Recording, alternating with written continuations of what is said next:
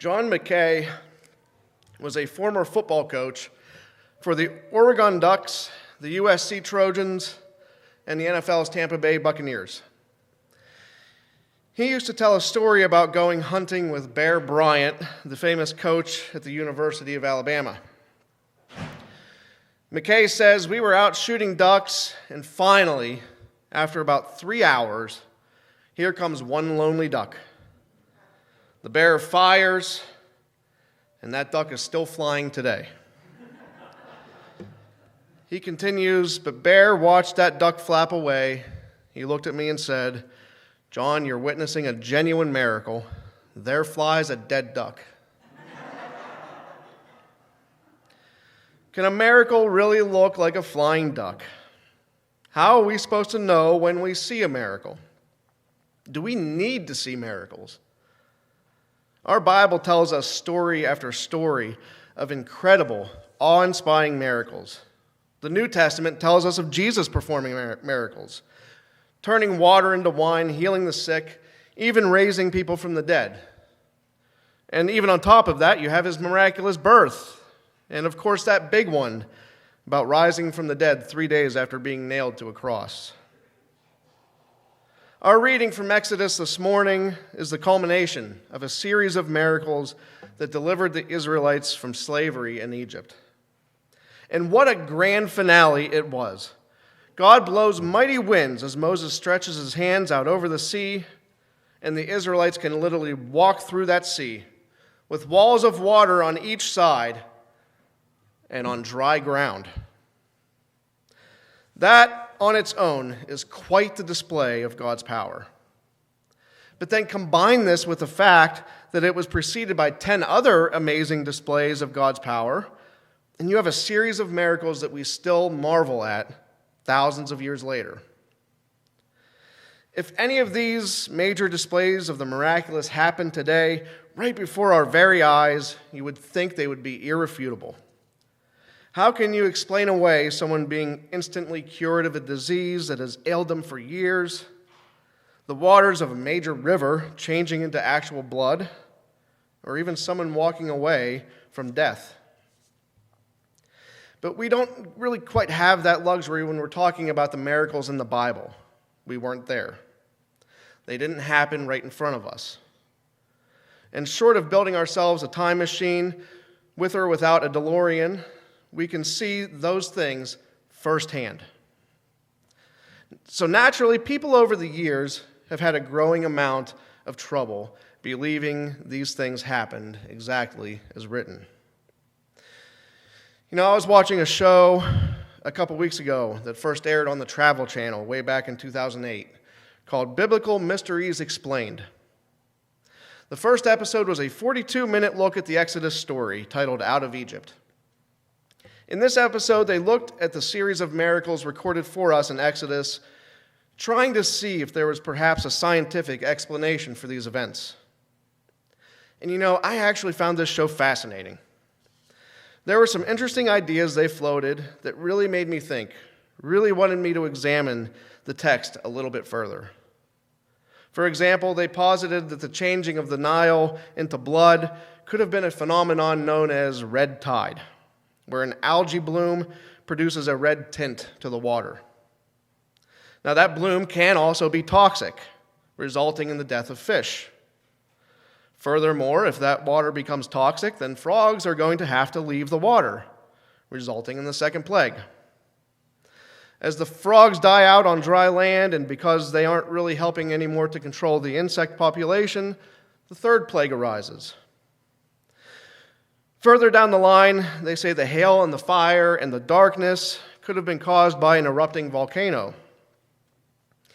Even the death of the firstborn could be traced back to that red algae bloom, because that algae releases mycotoxins that could have contaminated the grain supply.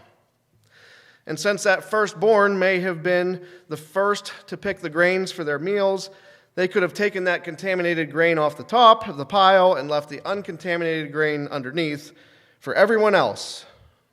They could have been affected to the extent that it would have caused that mass death.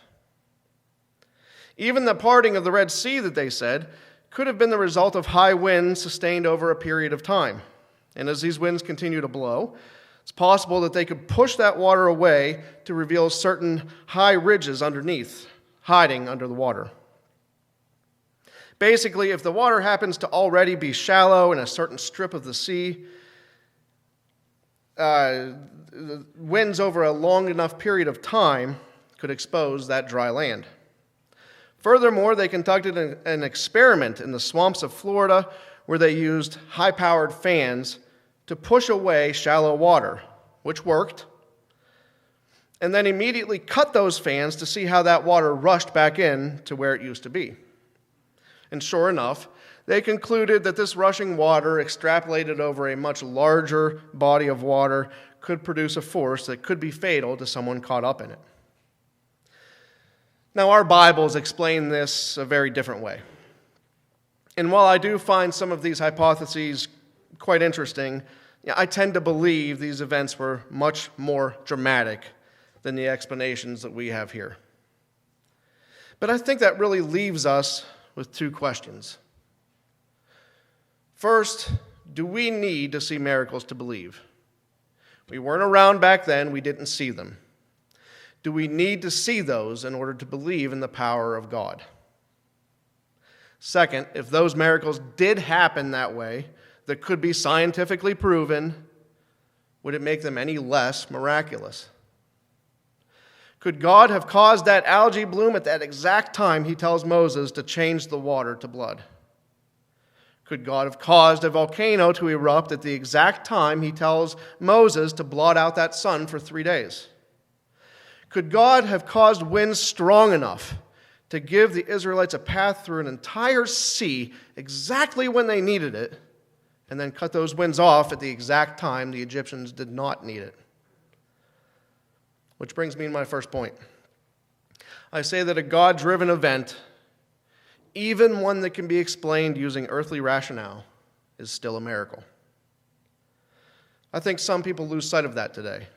If something happens that can be explained by scientists or researchers or doctors, we're tempted to dismiss that as ordinary. It can't be anything God did if we see how it worked.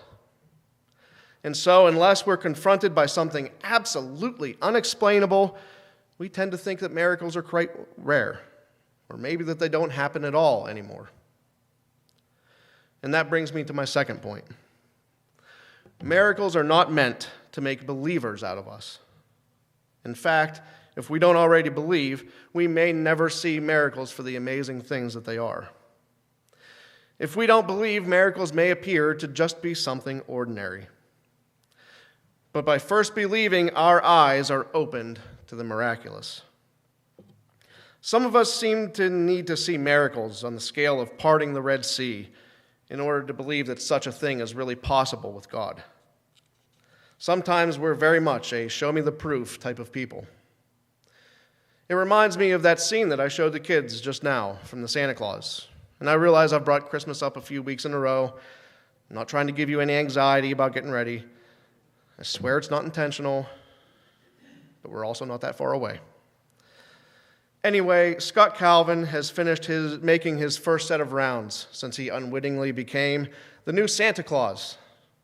He's up in the North Pole trying to come to terms with everything that he's seen happen to him this one night. Everything around him is so fantastical, so unbelievable, and as he's talking to Judy the elf, he tells her that he sees all this stuff happening around him. He just can't believe it.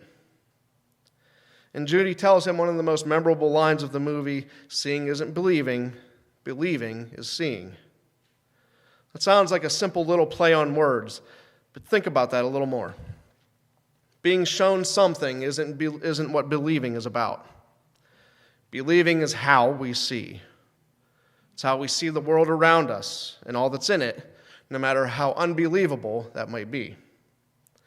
I'm further reminded of yet another C.S. Lewis quote. "I believe in Christianity as I believe the sun has risen, not only because I see it, but because by it I see everything else." I believe it's very much the same with miracles. Miracles aren't meant to be what proves God's power to us. Miracles are what we can see when we believe God has the power to make them happen. We recognize them for what they really are. Our gospel reading for today tells the story of Jesus miraculously healing a young boy, but not without first offering some choice words for only believing after seeing. From John chapter 4, verses 46 to 53, once more he visited Cana in Galilee, where he had turned the water into wine. And there was a certain royal official whose son lay sick at Capernaum. When this man heard that Jesus had arrived in Galilee from Judea, he went to him and begged him to come heal his son, who was close to death.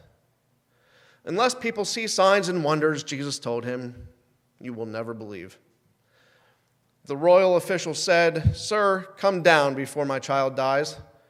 Go, Jesus replied, your son will live. The man took Jesus at his word and departed. And while he was still on the way, his servants met him with the news that his boy was living. When he inquired as to the time when his son got better, they said to him, yesterday at 1 p.m, the fever left him.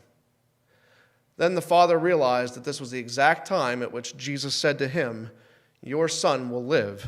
So he and his whole household believed.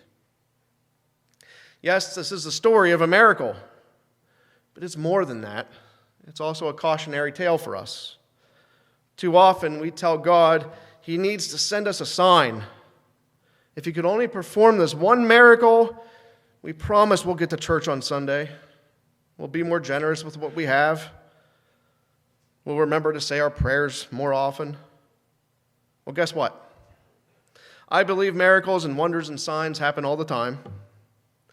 Are we waiting to see them so that we can believe? Or does our belief open our eyes to what's happening right in front of us? I read a book years ago called 90 Minutes in Heaven. It was also made into a movie starring Hayden Christensen, who I have to mention because, well, he's in Star Wars. But I digress. This book, though, was written by Don Piper. Don is a Baptist minister who tells the story of the time that he died in 1989. He was on his way home from a conference when he was involved in a gruesome collision with a semi-truck. The accident caused terrible damage, collapsing the roof of Don's car onto his body, impaling the steering wheel into his chest, and driving the dashboard down and crushing his legs. When paramedics arrived on the scene, they found no signs of life and actually covered the wreckage and Don under a tarp. And that's how they left him.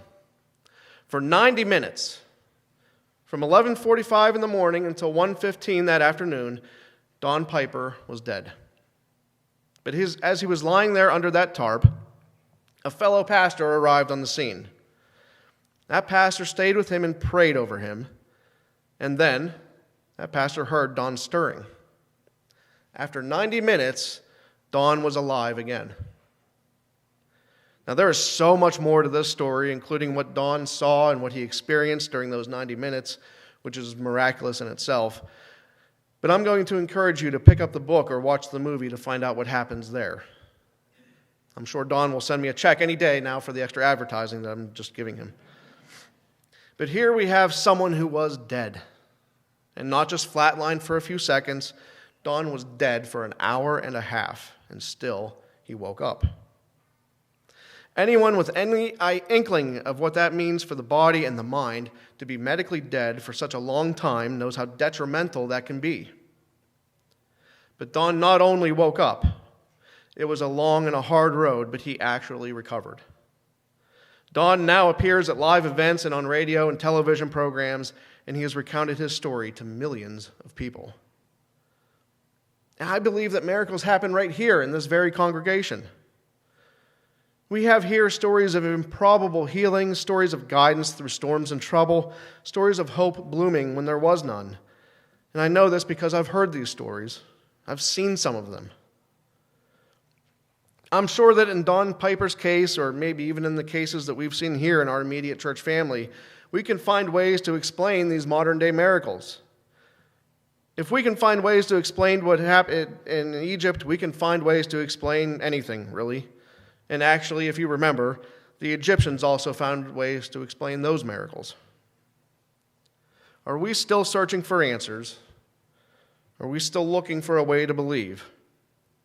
Are we actually seeing the miraculous things that God does for us?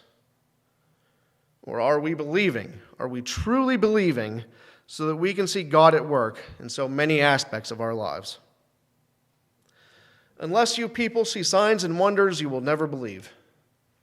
Jesus taught us so much, tried to open our eyes to the wonderful goodness of God the Father, and we're still asking for signs to know that He's there.